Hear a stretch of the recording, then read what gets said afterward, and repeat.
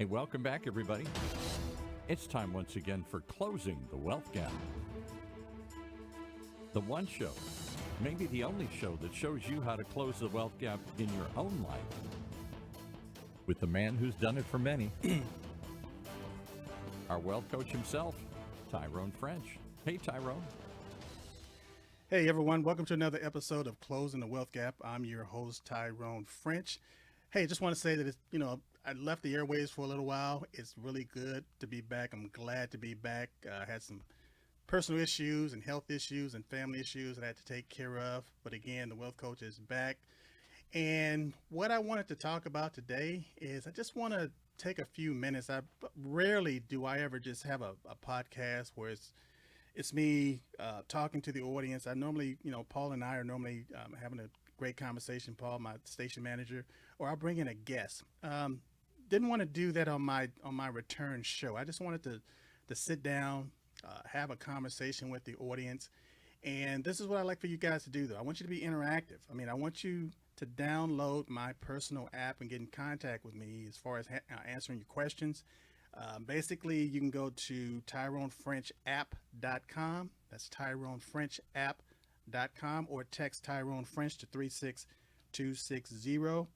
Or go to my website at TyroneFrench.com and just leave me a message. Drop me an email. You can leave it, make it as short as long as you want. And if that fails, just call.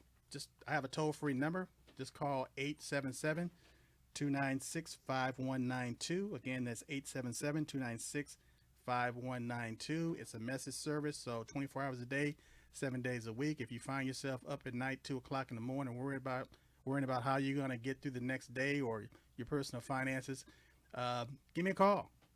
Give me a call. And one of the things I really stress as far as my business, as far as being a service or a resource to the community. And when I get to the point where I feel like I'm not feeling that mission or fulfilling that mission, I'm going to stop doing this.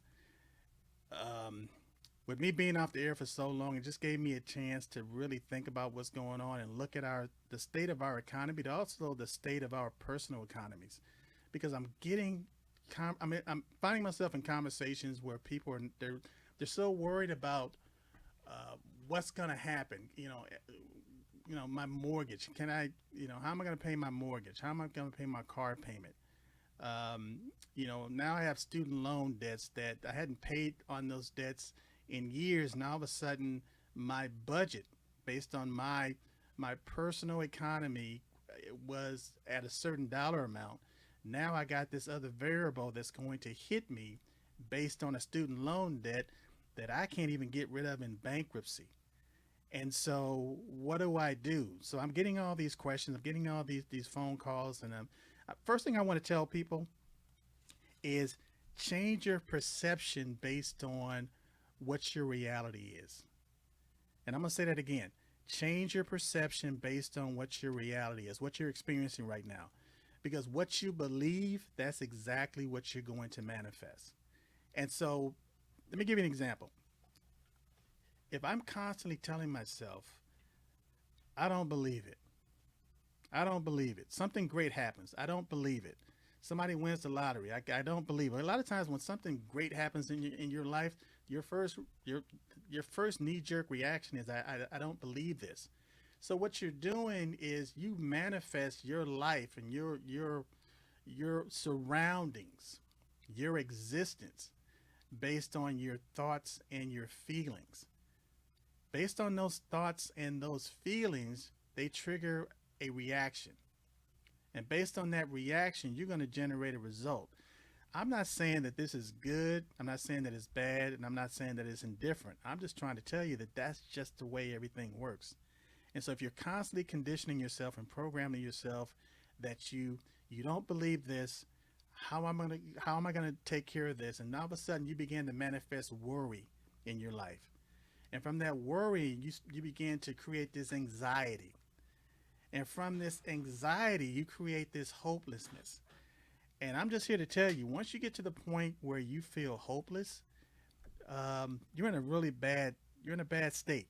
So the first thing I would tell my audience is that change that belief cycle, change that belief system that you have, that conditioning, that internal conditioning that you're looking at certain situations and saying, how do I afford this stuff? How do I get through this? Now, I'm going to tell you why I decided to do this show and make this show just so plain and so ordinary. Because one of the things we don't do on Closing the Wealth Gap is we don't edit this show. So I give you all the mistakes, all the me misspeaking, all the as far as incorrect words. I don't edit any of this stuff out of my show. And the reason, when I first started doing this, I said I wanted the show to be conversational. And a lot of times you're talking to somebody and you're having a conversation, you're not talking from a script. You're just talking from your heart. So I'm sitting down in the studio right now, just having a hard conversation with you guys. First of all, I want you to know everything is going to be all right. First and foremost, you've made it through things worse than this. And, I'm not telling you that everything is going to be hunky dory and everything is going to come up roses, because life happens. People are born, people die, people, gain new employment, they lose employment, but you've always been able to adapt. You've always been able to go through and grow from your experiences. So what I'm telling you is that the times that we're living in right now is no different from what happened to you 5 or 10 or 15 years ago. And the thing is, you had to go through those things. You had to adapt through those things in order for you to grow and to learn and to be the person that you are today. But one of the first steps and one of the first strategies that I'm going to give you guys today is kind of unorthodox. It's something that a lot of people are going to frown upon or poo-poo on. But I think it's something that's necessary in this time, because in drastic times, you got to do drastic things. We live in a country where we celebrate some type of holiday almost every month, if not every week, and it's not every day. We celebrate birthdays, we celebrate Memorial Day, Veterans Day, 4th of July, Christmas, Easter. And all of these things are programmed in our psyche as far as we have to do these things based on peer pressure. And we don't really have a holiday in the United States where where kids are not associated with these certain holidays. And so even the example that I like to give is like Ronald McDonald or McDonald's. And McDonald's back in the early 60s, late 60s, early 70s, they came up with this concept as far as Ronald McDonald's and getting kids to really buy into the McDonald's experience. Well, how do you get the kids to McDonald's? Well, the parents had to take the kids to McDonald's. So a lot of times the parents there was nothing on the menu that the parents really enjoyed as far as eating, because the kids wanted the hamburger, they wanted the fries, they wanted the shakes, they wanted the soft drink. But a lot of parents weren't into that. So not only did McDonald's get the kids, but eventually they got the parents too, because they changed their menu. But they didn't change the menu overnight. It was a gradual thing. Why? Because they wanted the parents to bring the kids to McDonald's, and they had the little toys. So they did all of these things to get these kids to at a young age to start craving McDonald's. And they took that same attitude into their teenage, young adult lives and their adult lives. And so now even, it's like my daughter, when she was in elementary school, it was second nature for me to take my daughter to McDonald's and get the little Happy Meal with the little prize and the little princess, and the McNuggets and the fries or the little apple slices and stuff. But my daughter, almost every day, she would tell me, it was almost like a ritual. Let's go to McDonald's. Let's go to McDonald's. And that told me right there that their marketing was exceptional, because they got the kids. And if they got the kids, they're gonna get the parents as well. So why am I saying this? Even when you look at a solemn holiday, a religious holiday like Easter, How do you integrate kids into Easter? Well, you have an Easter bunny, a chocolate Easter bunny, and Easter eggs. And kids are so excited about Easter in that Easter basket, with all the candy and stuff in it. And so, what does that do? It makes the parents go out and purchase these things. So you're buying more eggs, you're buying more chocolate, you're buying baskets, you're doing all of these things, whereas you're actually feeding the economy by doing these things. And so when you look at the GDP, gross domestic product of the United States, 75% of it is consumerism, consumer spending. So where am I going with this? What I want you to do is rethink. And I want you to do this for an entire year. For some people, well, you can call it a break. You can call it a fast. You can call it, just based on your preference, call it whatever it is. But for an entire year, what I would like for you to do is stop participating in holidays. I don't care if it's Christmas. I don't care if it's a birthday. I don't care if it's the 4th of July. A lot of people cannot afford these luxuries anymore. And this is what this is going to do. If you're in a relationship and your relationship is built on consumerism, you're going to find out really fast.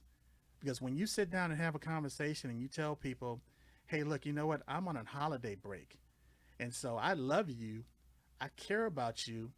But I don't have, based on my personal economy, I don't have the resources to go out and on your birthday take you to this nice restaurant, or on your birthday buy this Hallmark card for you, or on your birthday go to the flower shop and buy a dozen roses for you. It's just not in my budget. You're going to find out really quickly if this person was really into you or whether they're into what you were doing for them. Because I can guarantee you, years ago, when people didn't have the money and they didn't have the resources to do a lot of stuff, a birthday card used to be a grocery bag that you cut up with a pair of scissors and used crayons or a marker and wrote on it and took the little glue and paste little flowers on it and gave that to your loved ones. I can tell you this just from just a fact of life. Just going through storage, some of the storage things that I have, and over the years I've accumulated and acquired certain things, and to go back and look at those little cards, so that the knickknacks that were created, that I held on to all these years, are priceless. But I can tell you this, I can tell you what wasn't in that stack: a bunch of Hallmark cards that somebody bought me that I read and threw in the trash. I can tell you that there wasn't a whole lot of flowers that were pressed together in some type of book that I held on to, because a lot of those flowers withered and I threw them in the trash. But the money was gone. And again, you wonder, where's my finances going? How am I in this position financially? It's because you're spending more than you have coming in, and you don't even realize it, and you're conditioned to do it. So my point is, this is a suggestion for my audience, but I'm gonna tell you what. There's a book called The Richest Man in Babylon, and there's a great quote in that book. And what it says, I found the road to wealth when I decided that a part of all I earned was mine to keep. And I'm gonna say that again. I found the road to wealth when I decided that a part of all I earned was mine to keep, and so will you. But if you're not paying yourself first, you're not going to be able to accumulate your surplus over a period of time, to where now you have the resources to where you can actually begin to create an emergency fund of 3 to 6 months. Because if you're living from payday to payday, you're not thinking about that emergency fund. But I'm going to tell you right now, when you get to the point, based on the state of our economy and where we are, a lot of people are dependent upon credit cards. In the news just recently, there was a store that went online and all they were accepting was cash. And guess what? A lot of people didn't have cash, and they didn't have access to cash. As a matter of fact, even if they went to their bank, there was nothing in the account. So the only thing that they could do, they could, you know, if you don't have that cash and you're trying to depend on a credit card in time of needs, and they shut that credit card off, you're going to find yourself in a world of hurt. So you have to condition yourself now and adapt yourself now to whereas you have to start thinking about, hey, where are the resources going to come from for me to start developing and generate an emergency fund? And what I'm telling you is that if you cannot increase your income, then what you need to do is decrease your expenses. And the best way for you to decrease your expenses is to go on a holiday break. And it's something that people are doing every single day. They're just not thinking about it. I can go to social media and look on any social media platform, and all you see are birthday wishes. You know, happy birthday this, happy birthday that, the conversations, you deserve it, one more year, yada, yada, yada. But at what expense, at what cost are we telling ourselves and falling into these paradigms that, with so many things happening in society today, why am I not progressing financially? Why is it that if I lose my job, if I lose my paycheck, that it throws my life into chaos? Why is it that somebody can present me with saying, okay, I work for the government. I've been working for the government for years, and all of a sudden I decide to change a position in the government. So now I'm on probation, and all of a sudden I get my pink slip because I was on probation, even though I worked for the government for years. And now you're asking yourself, what am I going to do?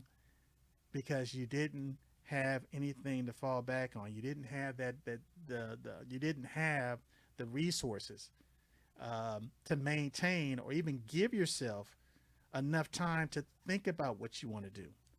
Because again, that's what wealth does. Wealth will give you time to think versus being in a state of chaos where you don't know what you're doing. So let me give you an example. In the Bible, you had this guy named Joseph, and Joseph could interpret dreams. Now, I'm not going to get into the whole story of how he found himself in prison. You can read the Bible, and I'm sure you have family members that can explain the story to you.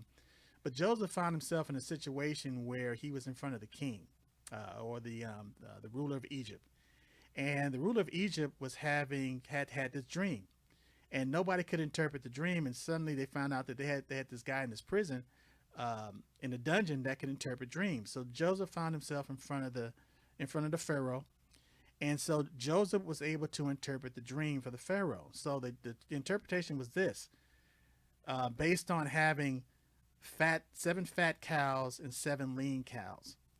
And the lean cows turned around and ate the fat cows. So what he was telling you was that you're going to have 7 years of drought, but from the 7 years of drought, you're going to have 7 years of plenty. So the issue was not, actually it was 7 years of plenty and then 7 years of drought. My point is, in times of when you're in good times, and times are plentiful, and times are abundance, those are times that you're supposed to be storing up. But we don't do that as a society. You become more of a consumer in good times. So you begin to spend all of that money, so that or your resources. So then when the 7 years or the time of plenty comes, there's nothing there. That verse in that Bible, that story, is one of the best stories about financial planning that I've ever heard. Because what it's telling you to do is, when you look at what happened to Egypt, in those 7 years of abundance, what they started doing was storing up all the grain, and they stored up all this grain. And just like David said, you're going to have 7 years of plenty, but you're also going to have 7 years of drought. Well, when the drought came, everybody in the land had to come to Egypt to get grain. So during that period of time, Egypt became a very prosperous nation because people needed to eat. So guess what they were doing? They were trading grain. They were trading for grain. So they were taking their possessions. They were taking their gold, their silver, their carts, all of the things that they needed, that had some value. They had to trade that just to get the grain. So because of that, Joseph was actually placed as second command in Egypt, because again, he was able to interpret the dreams. He interpreted correctly, but he also used a strategy saying, hey, look, in times of plenty, we're going to store up. And in times of drought, we're going to use those resources to get through that dry period. And then in times of plenty again, you just restore or rebuild all the things that you lost during your time of famine. So what am I saying? You have a checking account or a savings account. And in that checking account or that savings account, when you're doing well, what you're doing is taking some of that income and you're putting it into your reserve. And so that reserve account, that's what you're going to use for that time of drought or in your time of need. Now, a lot of people, they have a hard time saving money. And when I say money, when I'm talking about, we have what's called currency, or what's called fiat currency. Fiat currency has no intrinsic value to it whatsoever. So what I'm going to tell you right now is something that's going on around you that a lot of, that you're probably not aware of. But the one thing that a lot of governments are stockpiling right now, and a lot of corporations are stockpiling, and insurance companies, is precious metals. Because precious metals is real money. It has intrinsic value. So my point is, I'm not telling you to become a precious metal collector. I'm not telling you to put all your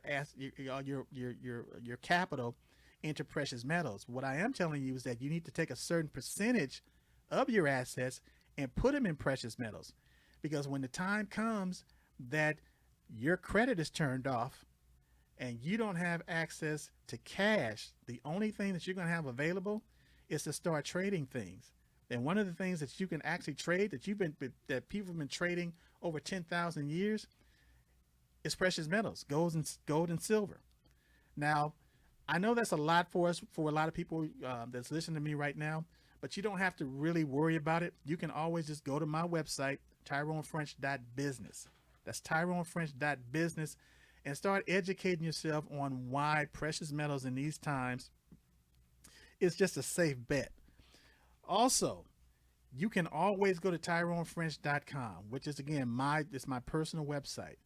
Leave me a message. Call my 800 number. It's a recorded line. It's 877-296-5192. And just leave me a message. 24 hours a day, 7 days a week. You have access to that information. But what I really want you guys to understand is, if nothing changes, nothing changes. And we're in a time right now where I don't want people to panic, and I don't want people to believe that the sky is falling and there's no hope. What I'm telling you, though, is that you really need to adapt. And based on you adapting, you're going to get through this situation. But you're going to get to the point where life is going to be a little bit different. It's going to look a little bit different. And like I said, if you decide to go on this 1 year break, this 1 year fast, and just call it a holiday break or a holiday fast, you're going to find that you have more resources that you can put together towards your store, your side fund, your savings, whatever you want to call it, so that now once it gets to a point, you can literally start using that money to create your own income. And I'm going to tell you right now, the name of the game is income. And so you want to create income producing assets. I've been saying this for years. And if you don't have income producing assets, then guess what? You are the income producing asset for somebody else. So you're in a perfect time to realign yourself with how you want to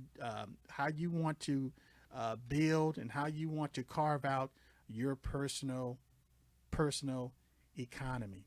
Because the way you go, and again, it may not seem important, but when you're dealing with your personal economy, then guess what? That's a representation of your community's economy.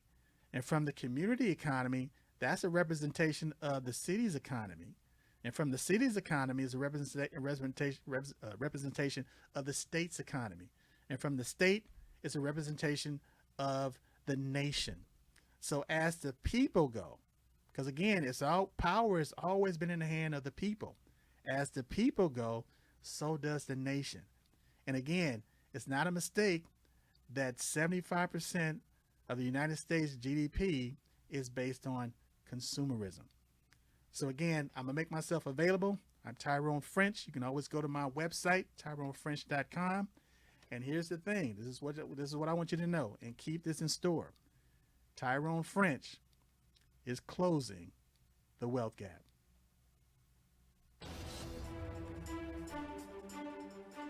That's our show for this week. Closing the wealth gap. The one show, the only show that shows you how to take control of your financial future. Right here in Orange County's only community radio station, OCTalkRadio.net.